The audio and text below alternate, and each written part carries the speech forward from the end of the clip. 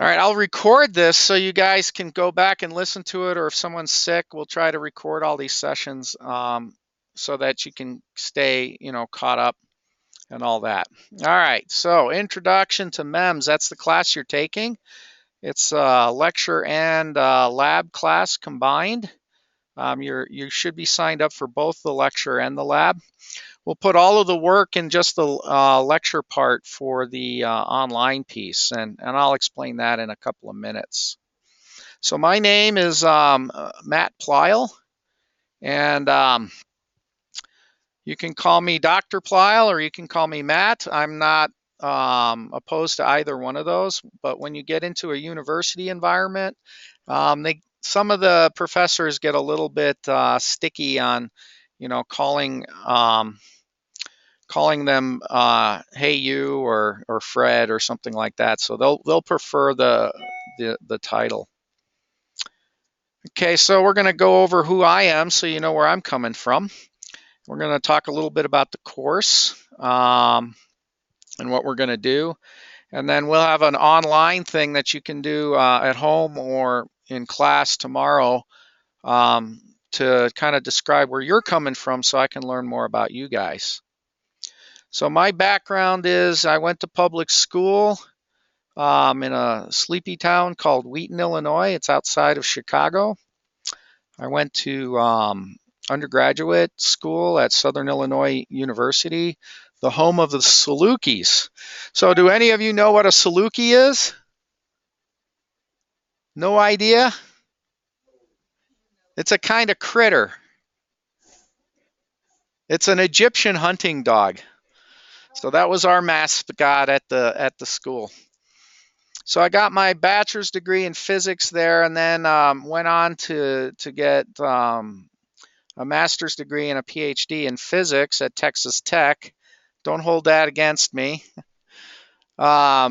So after I finished school, I got a couple of jobs. And even before I finished school, I worked as a janitor and a dishwasher in high school. And then I started being a technician assistant.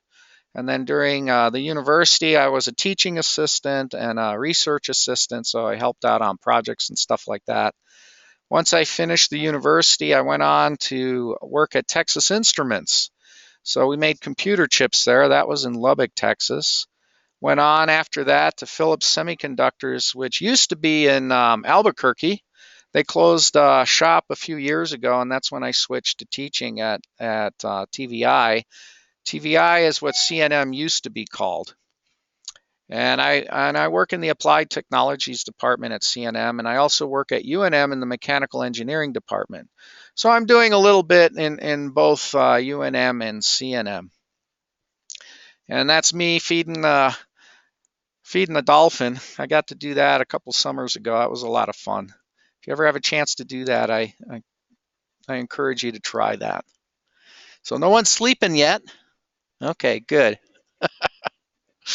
All right, next slide. So, I'd like to get an idea of how you learn best. Think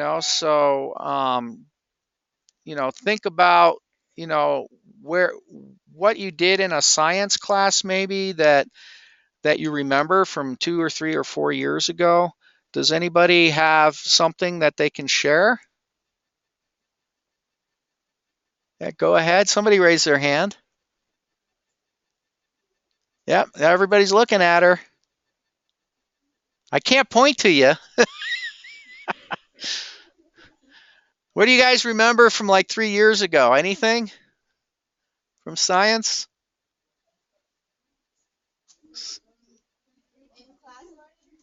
Something you learned in class maybe from like 2 or 3 years ago. What do you remember? Can you speak up?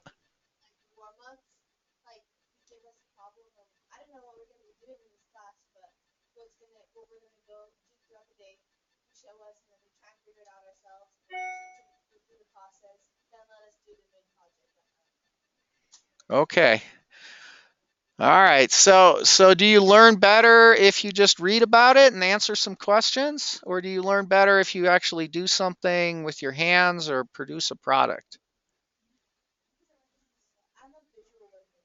Visual learner?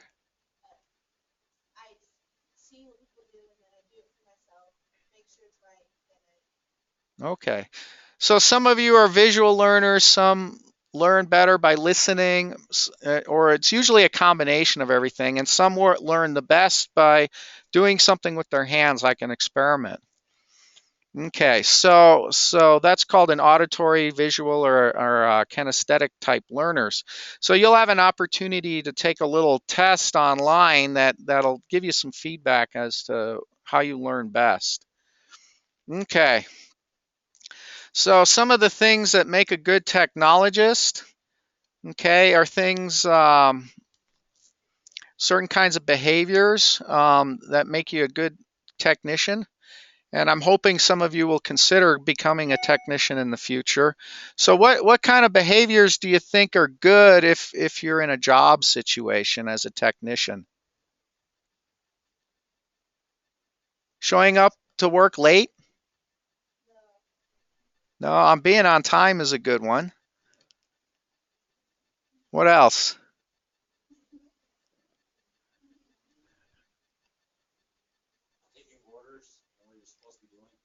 Taking orders. Okay, following instructions, right?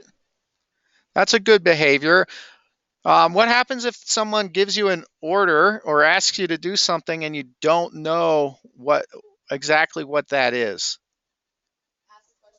Ask questions. That's always a good thing. So you're gonna, if you go into this field, into this micro nano type of world, you're gonna be working with very expensive equipment or processes. And if you don't ask a question and make a mistake, it could cost a lot of money. Okay, so it's always good to ask some questions. And also, you want to be safe. You're going to work with chemicals in the clean room when you come up here. So you want to know how to work with chemicals. And if you're not sure, you want to be able to ask questions. Okay, so you're going to always be developing skills even after you're done with school, right? So what kind of skills do you think you might learn after you're done with school?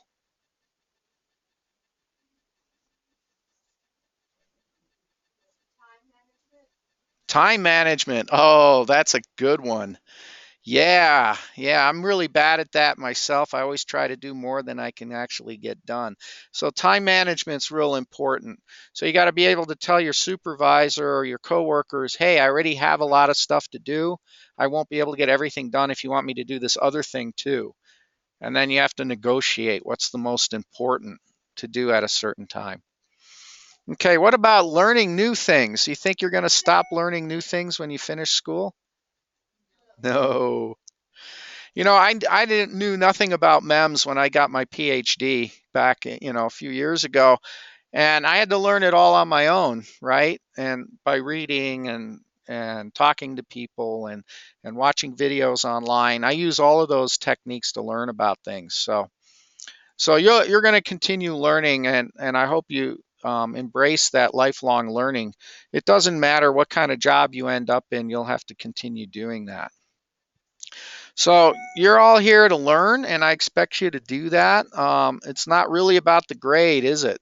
I mean, if you get an A in a class, but somebody asks you, "What did you learn in the class?" and you go, "I don't know," it doesn't matter what grade you got, right?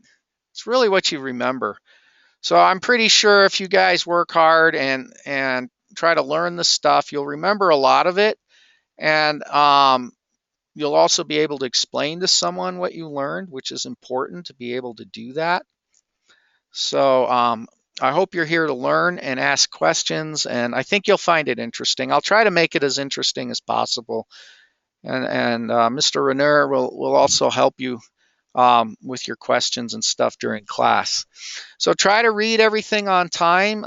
You'll get some reading assignments. I'll ask you to watch a video or a lecture online. So try to get that done before you do your labs, so then you understand what the lab is all about. Assignments will be due at a certain time, so try to turn them in on time. And then there'll be some quizzes, online quizzes. So they'll all have dates and times on them as well. And I'll show you how to figure that out from the online system.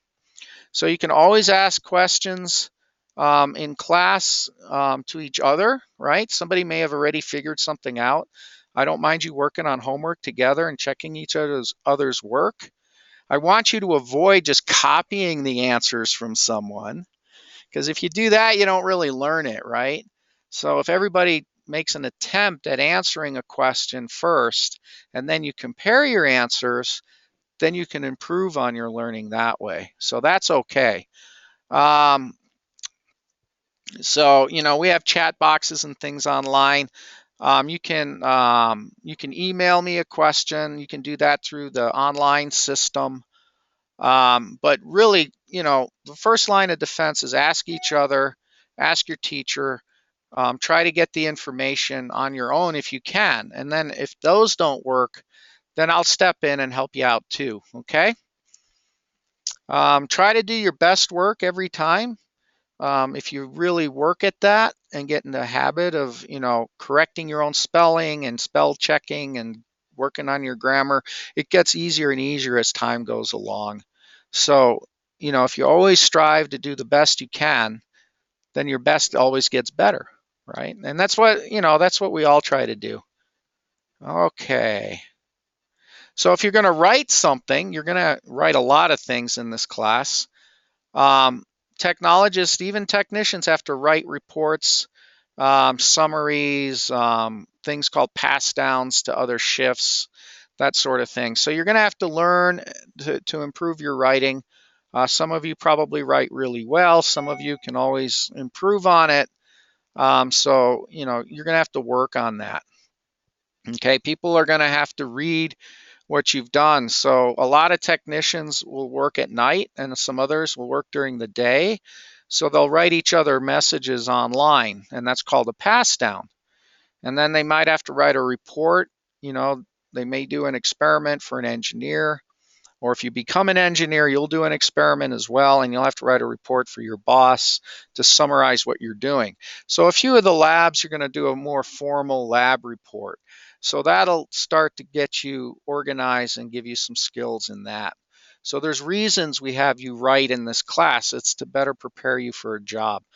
I used to manage technicians and engineers when I was in industry, and we did a lot of communication through paper, not paper, but emails and online bulletin boards and things like that. Okay, when you write a research paper, you're going to base a lot of what you say on what other people have done. So you need to reference it, right, with a bibliography or something like that. So we try to use APA or MLA standards when referencing something.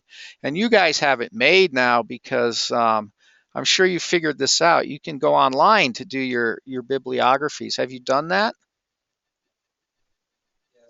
Yeah? Yeah, so it's like what, my bib or something like that online? And then you can choose if it's APA or MLA. And I think Microsoft Word now does that for you as well with using the references and citations features in Microsoft Word. So that's something worth learning and trying to figure out. And you can go online and YouTube, how to do that, and you'll find a bunch of YouTube videos that show you how to do references and citations as you're writing a paper in Microsoft Word. And I advise you to do that. Learn how to automate and make things easier for yourself, because then when you write papers in the future, it's not as much work, right? So you have a lot more tools than I did when I was in school. We used to have to go to a library, find a book, write down the citation on an index card and all that. So, all right. So, when you're taking an online test, try to answer in your own words. Don't copy and paste an answer from a Google source. Most of the quizzes are based on your reading. And if you answer a question where you've cut and pasted what you think the answer is from Google, it probably will be wrong, and I'll notice right away that you didn't do the reading. So the whole purpose of these quizzes is to make sure you do the reading and try to understand what the reading has told you. Okay, so try to be professional. in your reports and also in your emails. Get used to writing things a little more formally. It's not a text message, you know. IDK and all of that stuff doesn't fly when you're sending me an email. Um, Try to practice that professionalism. I will grade your English on occasion, okay, and I'll take off for spelling and grammar errors. You may say it's not an English class, but it's part of becoming a technician or an engineer. You have to start to check your own spelling and grammar. You can always have a friend read it. Some people are good at catching mistakes. Um, and then as you learn how to catch them yourself, you'll get better at it. I don't expect everything to be perfect. You're learning. That's why you're in school. So, and I'll try to give you some feedback. So usually when I give you feedback, it's not because I'm trying to slam you or put you down. It's because, hey, you made a mistake. Think about writing it differently, or, watch this in the future so you can get better at it. Okay, you're writing the assignment to learn. You're not just copying from somewhere else. Okay, so everything you write, you should try to understand. Okay, if you quote something, make sure you understand what the quote is saying. Put everything in quotes, right, and cite it just like you would any kind of other research paper. All right. You guys have any questions?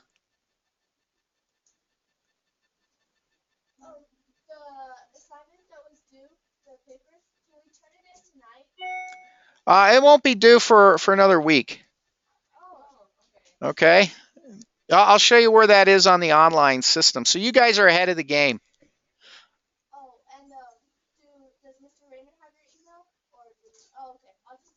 Yeah, you'll be able to communicate with me directly through the distance learning platform, which we'll cover in a little bit. All right, so classroom etiquette, well, that's up to your teacher because you're in your own classroom. Um, so I usually, try to tell the students not to eat or drink unless it's okay with the instructor. So that's up to your teacher. Try to keep the noise level down so other people can focus. You're going to be doing some things in the computer lab, right? Because this is an online course, so you'll be going to the computer lab on certain days. And then try when you're in the computer lab, try to use the computers for work assignments, for class assignments, not for Facebook and all that stuff. But you guys already know that. Okay. You might want to have a memory stick or say a Dropbox online to back up all of your work. Um, so you don't lose your papers. So you might write a paper at home on Microsoft Word, for example, on your home computer, and then you want to back it up somewhere. When you turn something in, always keep a backup in case it gets messed up somehow when you turn it in. And that way you can always refer back. So Dropbox is good. You get if you're not familiar with Dropbox, are you guys familiar with Dropbox? No? It's something you want to check out. So maybe for homework, Google Dropbox and set up a Dropbox account. And what you can do is you can store things on in the cloud, and it's free up to like 2 GB or something, which should be plenty for this class. So you can store things there in the cloud. Now you may have something else. There's something called Box. Your school might have you set up with something where you can store things online. Some people use Google Docs. So there's a lot of different ways you can do this. But my point is if you find something online where you can store your stuff, then you have access to it wherever you are. All you have to do is remember your login and password. And I personally use Dropbox. That works for me.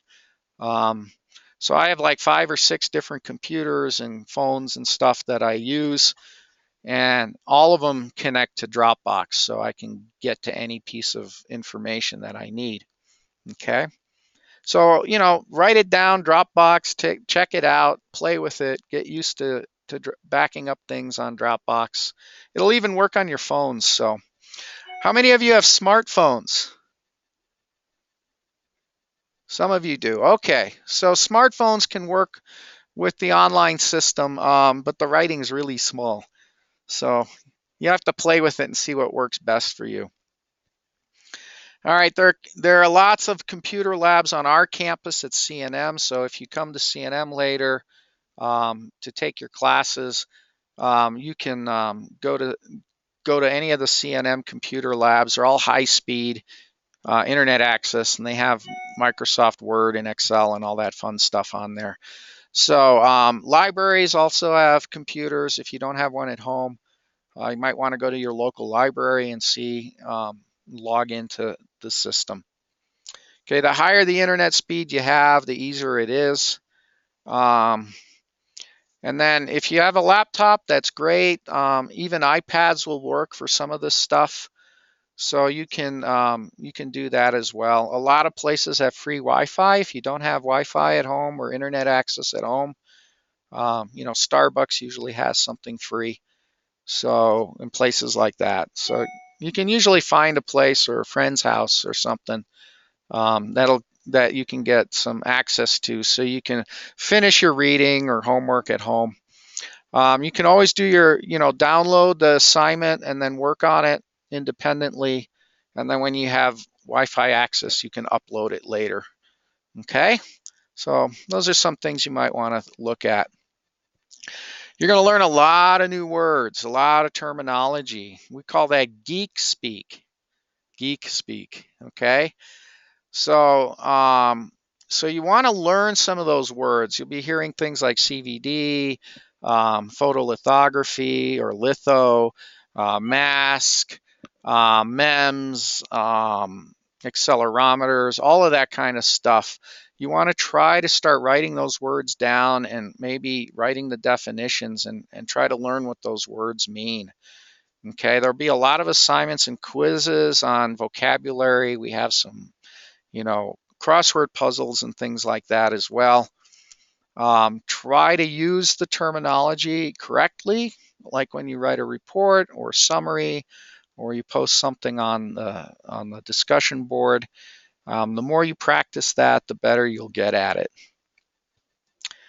Okay, and the theory and lab is web enhanced. That means all of the assignments and things will be online.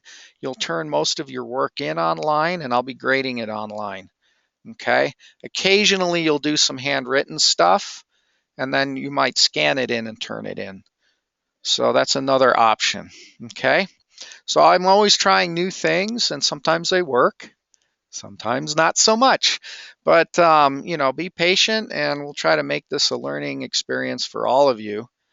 Um, a lot of the lectures and stuff are on our YouTube channel, either on my YouTube channel or the SCME's YouTube channel. And the SCME, for those of you who don't know, is our grant. And I have a NSF, a National Science Foundation grant, that has funded us to create all of these educational materials for you guys, and also pays for the teachers to get trained in this.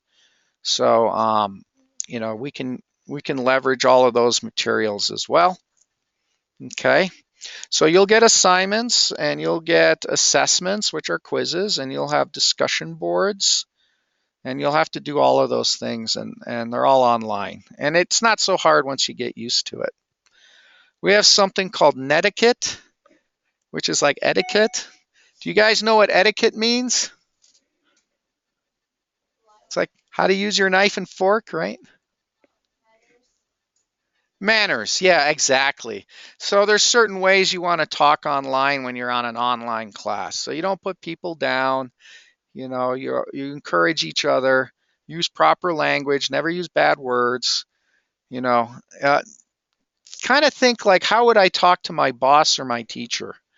Right? That's how you want to talk to each other online, at least in a professional environment like this. So you want to get used to working professionally with each other, at least inside the classroom and inside the class. When you're outside hanging out, whatever is okay between friends is fine. But I'm just saying, when you're in class and you're communicating on a discussion board or something, try to be polite and try to use manners. All right. Everything's organized in learning modules. So we'll go through some of that. Each learning module has a reading assignment, usually a lecture associated with it, and some sort of activity. So a homework assignment, a lab, something like that. Okay? So don't wait till the last minute to do everything. Don't try to take a quiz before you do the reading. Uh, Trust me, you won't do very well. Students have tried that. Guessing at the answers doesn't always work. All right, so try to do a reading before the homework and before the quizzes. We'll have some online lectures. You can download those from YouTube or just watch them on YouTube. I think most of mine are now on YouTube. I don't post as many in the distance learning system like I used to. It takes a while to download those things, so if you stream them with YouTube, you should be okay. All right, and then when you turn in things, I prefer PDFs, so you can save your assignments from Microsoft Word into a PDF document and upload that. It's easier for me to grade a PDF than it is a Word doc. If you don't know how to do that and you get stuck, you can always turn it in as a Word doc version. Okay, and we'll teach you how to do that moving forward. We probably won't get to it today. Don't use any weird fonts or anything that is hard to read, because sometimes those fonts don't translate well into PDF documents. So the standard stuff is the best. All right, if you don't have Microsoft Office, there are other free open source software you can use. One's called OpenOffice, but now the schools and a lot of places have Word for free. If you come to CNM, in fact, you can get Word for free since you're CNM students, and I believe, and there's probably some way to do that online. Um, and if that doesn't work, you can always get OpenOffice. But again, save it as a PDF when you turn it in, and take a look at your document before you turn it in, and make sure that the formatting still looks good and all of that, and you're turning in the right assignment. Sometimes students pick the wrong file when they upload, and that's kind of messy, because then I'm not getting the right assignment. Of course, you want to put your name on all the assignments. You want to use a format, put your first name, last name, and assignment name in the file name itself, and then that way I can see who you are and what the assignment is. Turn everything in Blackboard unless we tell you otherwise. Yes. I got a quick question for you. Okay. Do you want their papers in like Time Roman, what font, and is it double spaced? Oh, Arial is fine. Just the standard Arial fonts are good. And Or New Times Roman works. If you guys have a standard you use, then you can go with that. okay. All right. Just, I don't want something weird like Gothic or comic book or, something professional. Single or double spaced? Either one. Right. Either one's fine. Anything else? You guys got any more questions? Okay. Now, sometimes you'll do something by hand, like fill out a worksheet for a lab or something. And then the best way to turn that in, and I'll let you know which assignments those are, is to scan it in and then turn it in electronically. And now your phone, some of you have really good phones, good cameras on your phone, and you can take a picture of your document as long as it's sharp and you can read it really well. You can do that too. So you can take a picture and then save it as a PDF and upload it. So there's different ways you can do these things, and as we get into assignments like that, I'll talk more about that. So anything you write that's not yours, quote it. It's okay to quote. It's okay to paraphrase. But just cite it. Make a citation, a proper citation. If it's an internet source, I need to have the website, the URL, because sometimes you guys find stuff that's really cool and I want to read more about it. So, make sure you do that. And graphics, it's good to get in the habit of putting a figure caption on your graphics. And, there's some resources on how to do that online that I'll show you in a little bit. So how much time do we have left for class? We have about, what time is it? We got about 20 minutes. 20. Okay, good. We'll be able to show you a little bit about the online system. Okay, always use your time well. One of y'all said something about time management. That's really important. Now, if you are taking a college course, a 3 credit hour college course, do you guys know the rule of thumb for how much time you need to spend on that course to do well? Any ideas?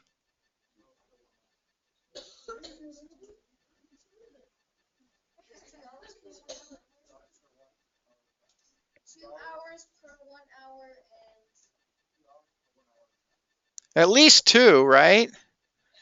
So for every hour of lecture, you're probably going to have at least 2 hours of homework. Now, most college classes that are technically oriented, like physics and engineering, and some of the technician ones, you might have to spend a little more time. Now, in engineering, they advise, 60 to 80 hours a week for homework to get an A in all your engineering classes. For and that's about, somewhere around 3 to 5 hours per credit hour of class. This class, if you keep up and read, and yeah, maybe about 9 hours a week of work, and you're going to get like 4 in school. So it shouldn't be too hard for you to get through all the material if you do 4 or 5 hours of homework at home. Now, if you need more practice writing and finding things on the internet, it might take you a little longer. If you're pretty good at that stuff, it might take you less. All right, but that's a rule of thumb, about 3 hours for every credit hour of college courses. Okay, so I'll try to not overload you too much. You might feel that way, but once you get used to the online system and stuff, it gets a little more efficient. Okay, and there's specific time windows where you can turn assignments in and quizzes and do your discussions. And when that time window closes, you can't turn it in anymore. And that's the way it is in college. Now, of course, if you get in a car wreck or something like that, we can extend it for you if you get a note or something. But typically in college, they usually drop 1 or 2 assignments. Yeah, somebody's waving. Yeah.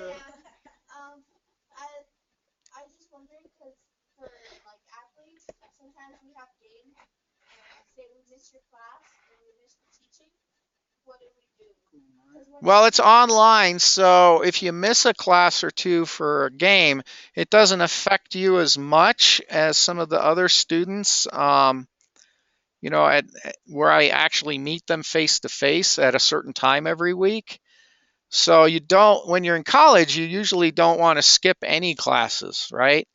Now there are student athletes at UNM, and they get special dispensation for that and special arrangements. But most students aren't athletes in college, so there's usually no excuse if there's a game. So what you have to do is say, okay, I've got a game on Friday, my assignment's due on Friday, so I better turn it in on Thursday, right? So try to stay ahead of the game. And that's typically what happens at the university and at college. The professors say, well, you can turn it in early if you're not around. Or if they're going to miss a test, then they have to make arrangements. But most of your exams and quizzes will be online. Okay. So, and you'll have a window to do those in. The only one that's proctored is the safety test, and you have to be present to win, right? So when we do our clean room stuff, you're going to have to show up for that one. So,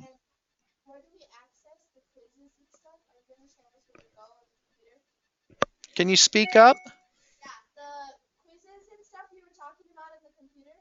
Yeah, they're all going to be online. You'll see that in a few minutes. Not there yet. All right. Attendance, your teacher will take care of that. But I also look at how often you log in online. So if you're doing badly in the class and I find out you're only logging in every 2 weeks, then, that's probably the reason you're doing badly.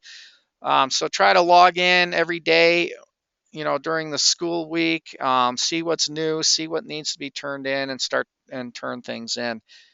Okay, we're not going to do that. So online, there's going to be a discussion board where you're going to introduce yourselves, and I'll show you that in a minute. And then there's some things online where you can ask questions. There's a muddiest point discussion and a critics corner discussion area. So if you find something that's not working at the online system, you can put it in the critics corner. I'll try to look at that periodically and fix things. And then muddiest points is like if you didn't quite understand something, in the lecture and the reading, and after reading and listening to the lecture and talking with each other, if you still don't quite get it, go ahead and post it in the muddiest points. Either myself or your teacher will respond to that. Okay. All right. Let me jump over to the online system.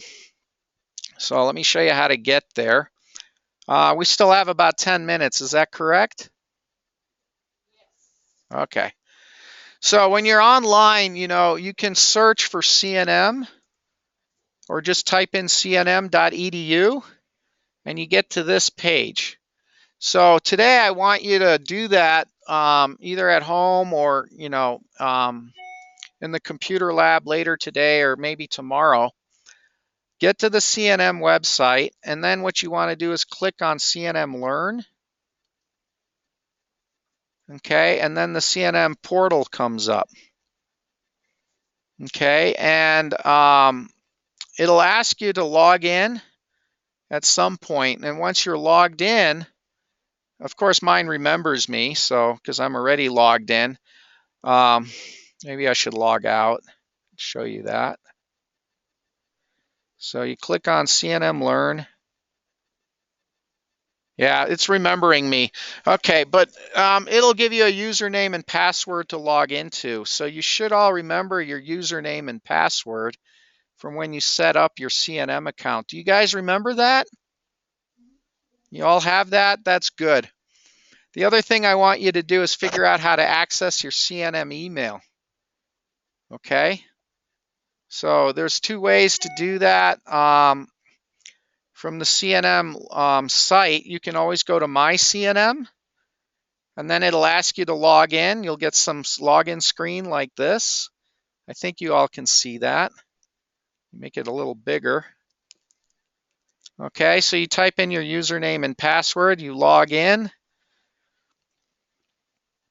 Maybe. There it goes. And then you guys will have a different screen. You'll have a student screen of some sort.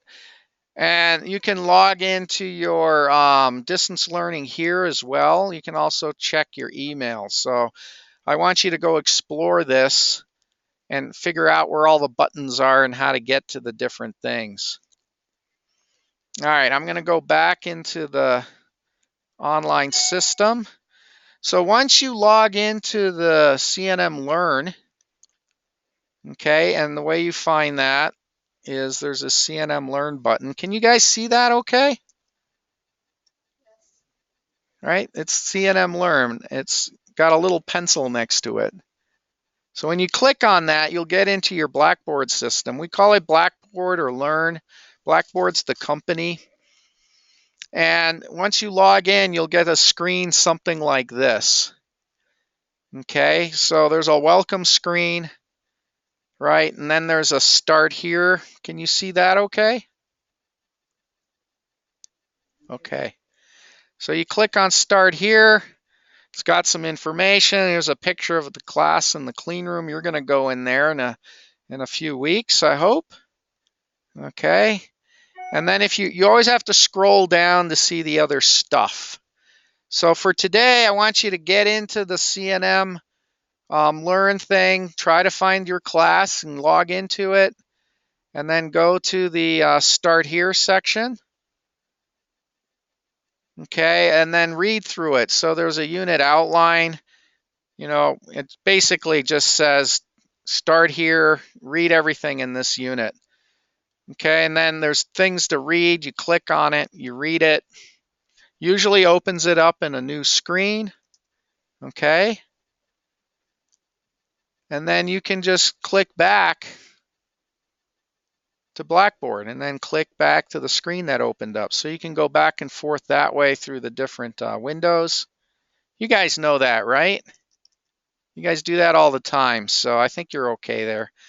Then there's a module within this module. This is something C&M put together, and then also I described the course. I'm required to do this, so I want you to read through the course description. It's a little bit long-winded, but you'll get an idea of what you're going to do. And then you can either page by clicking on this little arrow. Can you guys see that? Or you can click on the next step in the table of contents. So you can go forward and backward with the little arrows, or you can click on the content itself. So there's a couple of syllabi. There's one for the theory and one for the lab. They look pretty much alike. You probably should go through and read that. Then the next thing is the distance learning success tips. Now, a lot of times something will come up and you won't see much, but you'll see this thing that says click to launch. So it depends on your browser settings and all of that. If it doesn't come up, but you see click to launch, click on it. Okay, then it'll open it up in a new window usually. And then here are the distance learning success tips. So I'd like you to go through this and read it. It tells you how to do things, how to stay connected, how to ask questions, and all of that. So that's one step in getting oriented with the online system. Then once you go through the success tips, then there's a distance learning achievement coach. So this is a lady over at C&M. So if you have questions about the distance learning platform, she can answer those questions if you're struggling with that. You can also ask each other. Usually there's somebody in the class that knows, how to turn things in and that sort of thing. But you can always contact her as well. If you go to the next page, there's this C&M Distance Learning Jumpstart. So this is a little trickier. This gives you some information on how to get into the Jumpstart. But if you go back to your courses, by clicking on your courses, you'll see this Distance Learning Jumpstart course. So if you click on that, it'll ask you to enroll in it. And then once you're enrolled in it, you can go through it. So I've already enrolled in it, so it also shows up in my list of courses, but I'm still in student view. So basically what you want to do is take that short Jumpstart course and go through that, because that'll help you understand how all these little distance learning buttons work. And we can probably go through that again next time. Okay, well, maybe we can do it now. Let me click on this. Yeah, so the Jumpstart class looks something like that. Again, you get a welcome button, and then you do a start here. You click on that, and you go through these steps.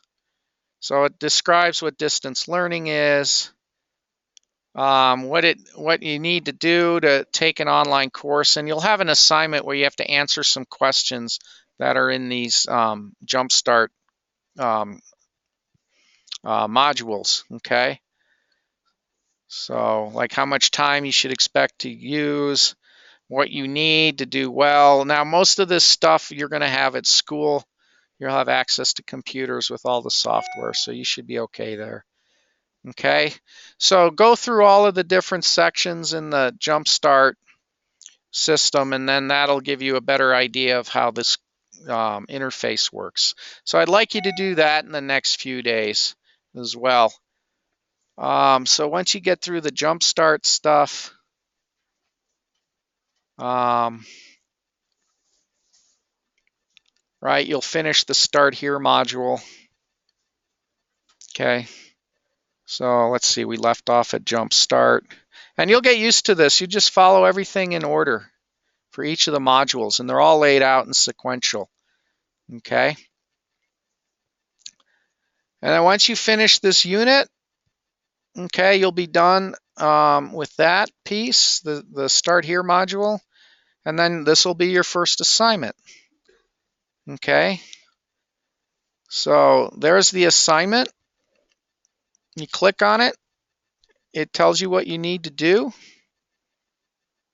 Okay. And you can click on the rubric, which tells you how it's going to be graded. Okay. So you'll get points, depending if your formatting is clear, if you answered all the questions on the distance learning success question, success tips question, which is question 1. And then who is the distance learning achievement coach? That's question 2. If you answer all the questions, you'll be good to go. And now you want to do this, of course, in a Word doc, right? So you can copy and paste these things into a Word doc and then fill it out and then clean up the formatting. Once you're done, you can submit it. Okay. So when you click the submit button, okay, you can submit your file. So if we go back, let me get out of here.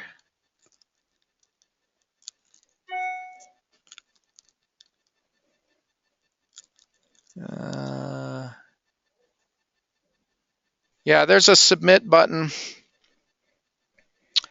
that you can click on, and then it'll allow you to upload your assignment. And I usually open it up to 2 tries in case your first try doesn't work.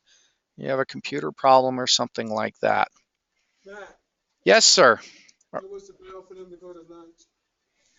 Okay, we'll continue Wednesday, Wednesday? Sounds good. same time. So between now and Wednesday, get online and play with the online system, okay?